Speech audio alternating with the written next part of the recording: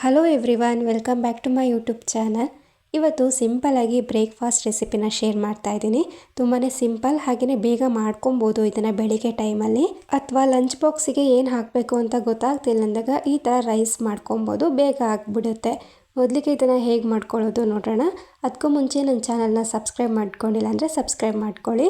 ಇದನ್ನು ಮಾಡ್ಕೊಳ್ಳೋದಕ್ಕೆ ಒಂದು ಮಿಕ್ಸರ್ ಜಾರಿಗೆ 2 ಟೊಮೆಟೊನ ಕಟ್ ಮಾಡಿ ಹಾಕ್ಕೊಂಡಿದ್ದೀನಿ. ಹಾಗೆಯೇ ಪುದೀನ ಸೊಪ್ಪು, ಹಾಗೆಯೇ ಕೊತ್ತಂಬರಿ ಸೊಪ್ಪು, ಆಮೇಲೆ 2 ನಾನು ಸಾಂಬಾರು ಈರುಳ್ಳಿನ ಹಾಕ್ಕೊಂಡಿದ್ದೀನಿ. ಆಮೇಲೆ ಬೆಳ್ಳುಳ್ಳಿ ಮತ್ತು ಶುಂಠಿನ ಹಾಕ್ಕೊಂಡಿದ್ದೀನಿ. ಬೇಕಿದ್ರೆ ನೀವು ಶುಂಠಿ ಬೆಳ್ಳುಳ್ಳಿ ಪೇಸ್ಟನ್ನು ಕೂಡ ಡೈರೆಕ್ಟಾಗಿ ಹಾಕ್ಕೊಬೋದು. ಅದಾದಮೇಲೆ ಚಕ್ಕೆ, ಲವಂಗ, ಏಲಕ್ಕಿನ ಹಾಕ್ಕೊಂಡಿದ್ದೀನಿ. ಆಮೇಲೆ ಸ್ವಲ್ಪ ಕಾಯಿ ತುರಿನ ಹಾಕ್ಕೊಬೇಕು, ಜಾಸ್ತಿ ಏನು ಬೇಡ, ಸ್ವಲ್ಪ ಹಾಕ್ಕೊಂಡ್ರೆ ಸಾಕು. ನಾನಿಲ್ಲಿ ಕಟ್ ಮಾಡ್ಕೊಂಬಿಟ್ಟು ಹಾಕ್ಕೊಂಡಿದ್ದೀನಿ, ಸ್ವಲ್ಪ ಜಾಸ್ತಿ ಏನು ಬೇಡ. ಇಷ್ಟನ್ನು ಹಾಕ್ಕೊಂಬಿಟ್ಟು ಆಮೇಲೆ ಮೊದಲಿಗೆ ನಾನು ಒಣಗಿದ ಮೆಣಸಿನ್ಕಾಯಿನ ನೀರಲ್ಲಿ ನೆನೆಸಿಟ್ಟಿದ್ದೆ. ಇವಾಗ ಅದನ್ನು ಆ್ಯಡ್ ಮಾಡ್ಕೊಳ್ತಾ ಇದ್ದೀನಿ. ನಿಮಗೆ ಖಾರಕ್ಕೆ ಎಷ್ಟು ಬೇಕೋ ಅದ್ರ ಮೇಲೆ ಡಿಪೆಂಡ್ ಆಗುತ್ತೆ. ಇವಾಗ ನಾನು ಇದನ್ನು ಕೂಡ ಹಾಕ್ಕೊಂಡು ಆಮೇಲೆ ಚೆನ್ನಾಗಿ ಗ್ರೈಂಡ್ ಮಾಡ್ಕೊಬೇಕು, ಸ್ವಲ್ಪ ನೀರನ್ನು ಹಾಕ್ಕೊಂಡು. ಇವಾಗ ಇದನ್ನು ಗ್ರೈಂಡ್ ಮಾಡಿ ಸೈಡಲ್ಲಿ ಇಟ್ಕೊಂಡ್ಬಿಟ್ಟು ಕುಕ್ಕರಲ್ಲೇ ಮಾಡ್ಕೊಳ್ತಾ ಇದ್ದೀನಿ. ಇವಾಗ ಕುಕ್ಕರಿಗೆ ಸ್ವಲ್ಪ ಎಣ್ಣೆನ ಹಾಕ್ಕೊಳ್ತಾ ಇದ್ದೀನಿ, ಸ್ವಲ್ಪ ಜಾಸ್ತಿನೇ ಹಾಕ್ಕೊಂಡಿದ್ದೀನಿ. ಆಮೇಲೆ ಅದಕ್ಕೆ ಚಕ್ಕೆ, ಲವಂಗ, ಏಲಕ್ಕಿ, ಪಲಾವ್ ಎಲೆನ ಹಾಕ್ಕೊಳ್ತಾ ಇದ್ದೀನಿ. ನಾನು ಇಲ್ಲಿ ಹಸಿ ಪಲಾವ್ ಎಲೆನ ಹಾಕ್ಕೊಂಡಿದ್ದೀನಿ. ಆಮೇಲೆ 2 ಈರುಳ್ಳಿನ ಕಟ್ ಮಾಡಿ ಹಾಕ್ಕೊಂಡ್ಬಿಟ್ಟು ಈರುಳ್ಳಿನ ಚೆನ್ನಾಗಿ ಫ್ರೈ ಮಾಡ್ಕೊಬೇಕು. ಇದಕ್ಕೆ ಜಾಸ್ತಿ ಮಸಾಲನೂ ಕೂಡ ಏನೂ ಹಾಕೋಕ್ಕಿಲ್ಲ, ಬೇಗ ಆಗುತ್ತೆ.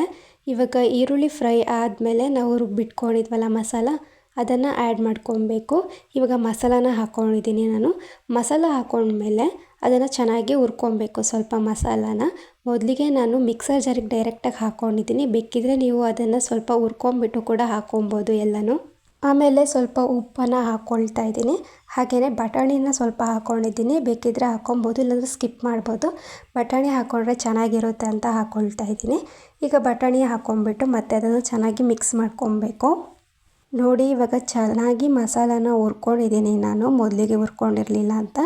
ಇವಾಗ ಇದಕ್ಕೆ ನೀರನ್ನು ಹಾಕ್ಕೊಬೇಕು. ಅಕ್ಕಿನ ಎಷ್ಟು ತೊಗೊಂಡಿದ್ವೋ ಅದರ ಡಬಲ್ ನೀರನ್ನು ಹಾಕ್ಕೊಳ್ತಾ ಇದ್ದೀನಿ. ನೀರನ್ನ ಹಾಕ್ಕೊಂಬಿಟ್ಟು ನೀರು ಕುದಿ ಬಂದಾದಮೇಲೆ ಮೊದಲಿಗೆ ಅಕ್ಕಿನ ನೀರಲ್ಲಿ ನೆನೆಸಿಟ್ಟಿದ್ದೆ. ಇವಾಗ ಅಕ್ಕಿನ ಹಾಕ್ಕೊಳ್ತಾ ಇದ್ದೀನಿ. ಅಕ್ಕಿನ ಹಾಕ್ಕೊಂಬಿಟ್ಟು ಕ್ಲೀನಾಗಿ ಒಂದ್ಸರಿ ತಿರುಗಿಸ್ಕೊಂಡು ಇವಾಗ ನೀವು ರುಚಿ ನೋಡ್ಕೊಬೋದು. ಸ್ವಲ್ಪ ಉಪ್ಪು ಬೇಕಿತ್ತು, ಹಾಗಾಗಿ ನಾನು ಇವಾಗ ಉಪ್ಪನ್ನು ಹಾಕ್ಕೊಂಬಿಟ್ಟು ಇವಾಗ ಕುಕ್ಕರನ್ನು ಕ್ಲೋಸ್ ಮಾಡಿ 2 ವಿಷಲ್ ಕೂಗಿಸ್ಕೊಬೇಕು. ಇಷ್ಟ ಆದರೆ ಆಯಿತು, ಸಿಂಪಲ್ಲಾಗಿ ರೈಸ್ ರೆಡಿಯಾಗೋಗುತ್ತೆ, ಬೇಗನೆ ಮಾಡ್ಕೊಬೋದು. ಹಾಗೆಯೇ ಟೇಸ್ಟ್ ಕೂಡ ಚೆನ್ನಾಗಿರುತ್ತೆ. ನಿಮಗೂ ಕೂಡ ಈ ರೆಸಿಪಿ ಇಷ್ಟ ಆಗಿದೆ ಅಂತ ಅಂದ್ಕೊಳ್ತೀನಿ. ಇಷ್ಟ ಆಗಿದ್ದರೆ ಒಂದು ಲೈಕ್ ಮಾಡಿ. Thank you for watching.